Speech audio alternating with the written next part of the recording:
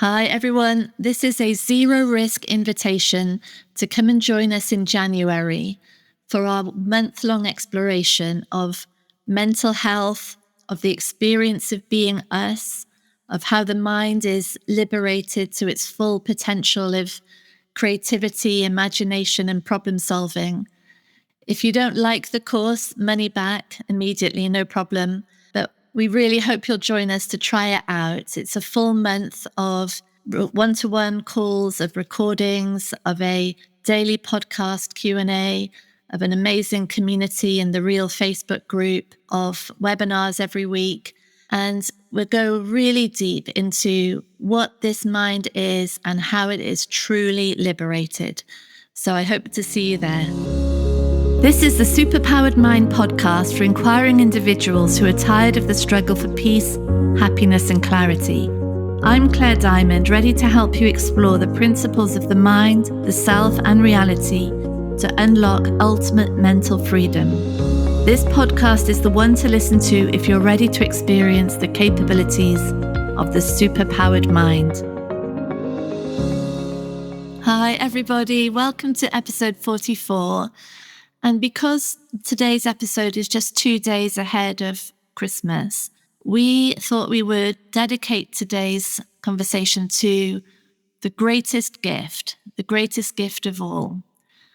And of course, because there's an enormous marketing industry, there's an enormous conditioning around Christmas. It looks like at Christmas, we want to have all of the things that we're told that we should have happiness and the perfect family and the right amount of attention, the right amount of praise for what we're doing. We want to give and receive the right gifts that really show us that someone knows us. We want to be peaceful and happy and joyful. And none of this is possible to achieve. It's crazy, but it's actually from the mind that is trying to get these things. It's literally impossible for them to be achieved. There might be the slight reward of someone saying the right thing at one time, but then the whole of the rest of the time, there's this mind that is in vigilance to try to get what it is needing from separation, trying to find wholeness through the identity, which is, as we see over and over again, literally impossible. So Ram Dass, the spiritual leader, said, if you think you're so enlightened, go and have dinner with your family. And such a great quote. It's so great. And it's so true, isn't it, for all of us that, and really it's very understandable that if we consider that the belief system of a separate me is developed through other people, isn't it? It's developed through interactions with parents and siblings, pupils at school, teachers, through what different people say to us at different stages, different things that we see in the media. The development of that identity created through interaction, created through relationships, is held as a conditioned system of unachievable wants. Because the fundamental want is to find wholeness, is to return to that feeling of bliss and peace and total wholeness, total security, really. But it's trying to find that through a belief system that is made of thought. It's ultimately insecure. There's nothing that is pinning it down, tethering it into reality. It's an attempt to secure the unsecurable, to make whole what only exists as separation, impossible.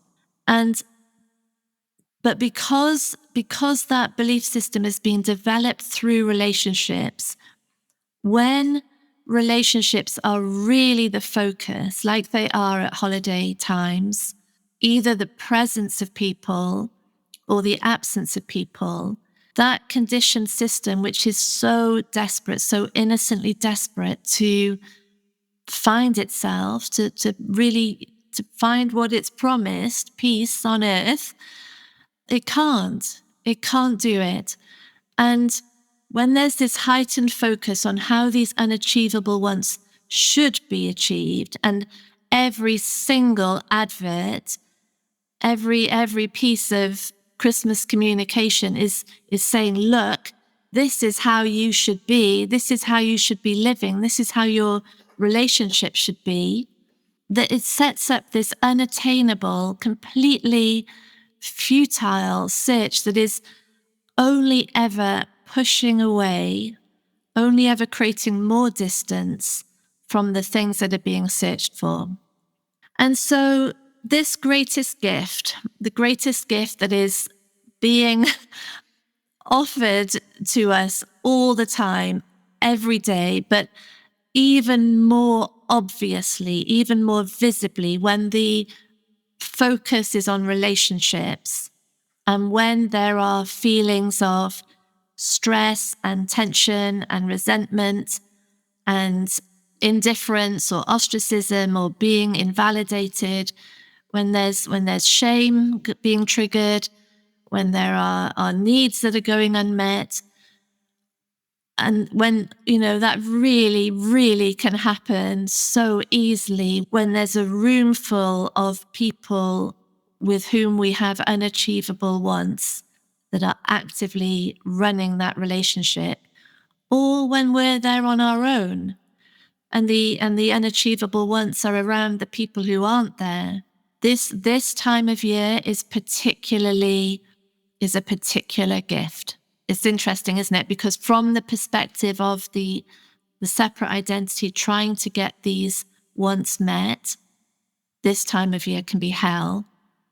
But when we see these gatherings, we see these moments of stress and tension and separation, really for what they are, which is the field. You're listening to this podcast now. I call that the lab. This is like an exit from daily life to research, really, isn't it? To explore, to see, to gain new input, new food for thought, new stimulation that prompts a mind to genuinely inquire, what is actually going on with this experience of being? What actually am I? And so that's the lab. Awesome. And I would say at these times, up the lab. Bring it on. Listen to something every morning. There's free subliminals in the foundation membership from the website if you want to get some of those, or loads of videos and recordings to listen to. Up the lab. Up, like really prep the mind. Just as we're prepping all the food, prep the mind for inquiry. And then take each moment as the field. We're not anymore in the business of blindly being pushed and pulled by this foundation of unachievable desires. We've moved beyond that now. We're continuously now in a state of exploration and inquiry where emotional turmoil or feelings of withdrawal or feelings of conflict, feelings of fear or need, insecurity, shame, when they arise, they're not blindly being acted on. They're not blindly being attributed to those, him, her, them. We're just staying with a mind that is in full inquiry, seeing what is actually happening, what's actually true here. What do I really want? And that is the field. That's the field in action. And really, that's our greatest gift. Because two things, when the body accepts, opens up to whatever emotions are there, and when the mind remains present in inquiry, continually asking itself, what's true here? What's really going on? Then what is possible all the time is what I call a real peak experience, which it might feel awful, but we're no longer in the game of searching for peace. No, it's over. Searching for happiness, over. We're opening up to the raw intensity of any emotion and really genuinely staying in that experience, asking what is actually going on. And I think, it's worth saying here, when we're talking here about threat to the identity, threat to the experience of being. So we're not talking about threats to the physical body here. We avoid those at all cost. We're talking about threats to the identity, threats to that experience of being me. And when that is happening, we can see that it's a relic from the past. It's a ongoing projection that creates a current reality, which cannot be solved. It can't be solved because really the cause of it is what was learned about the identity and what was learned about other people and what was learned about what we need to have. And so the real gift at every minute is the recognition that these unachievable ones cannot be met in the here and now. They can only be observed. They can be recognized and eventually integrated, really. They are so fully understood that they are just allowed to be there. They don't have to be acted on at all. And when our everyday life is turned into a field of exploration, it is really the mind becoming completely present within the body, present to its own constructions, present to the actual reality of the people around us. And the irony is that in that state, a mind and a body in complete openness to reality, that is peace on earth. That is bliss. Even if the emotions are all over the place, it is wholeness. It is everything that the mind has been looking for. It was just looking for it from the place that it could never be found.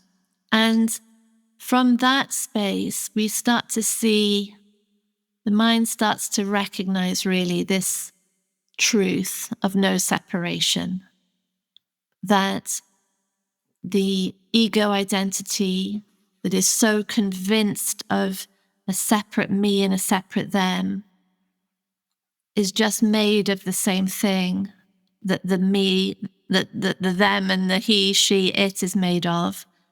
It's all the same. It's all coming from that same conditioned basis. And Jesus said in John chapter 10, I and my Father are one. I mean, really, that's sort of it. I and God am one, the ultimate presence. I am it. There is no separation. And at a prosaic level, day-to-day level, I and my relatives are one. We're the same. We are all of us, intelligence, consciousness, life, animating a body that is acting in accordance with how it has been conditioned to behave. And that revelation marks us as the center, the central creator of all experience. We are it. We really are God. And to realize this at this time of year is a pretty massive gift. And it's true. And the crazy thing is that they rouse over how sprouts are cooked, what time to open presents, who's going to be there, who isn't there, and worse, of course, are all there to reveal over and over and over again how the entirety of this experience is created, and that we as infinite intelligence, infinite life, infinite consciousness, animating a sensory form. We are the origin. We are the ultimate creator. We're the start of it all. And that is our true gift, over and over and over again. And it begins with seeing these unachievable wants, seeing how the people in our lives can never deliver on those. They can never provide what we're so desperate for. And in that seeing, the entire system is coming closer and closer and closer to truth all the time. And that is peace on earth for all of us. That's ultimate truth, ultimate sanity of existence. And it's how everything is designed to return the mind back to that. So on that note, I'll wish everybody a very happy Christmas and a very interesting time exploring the field.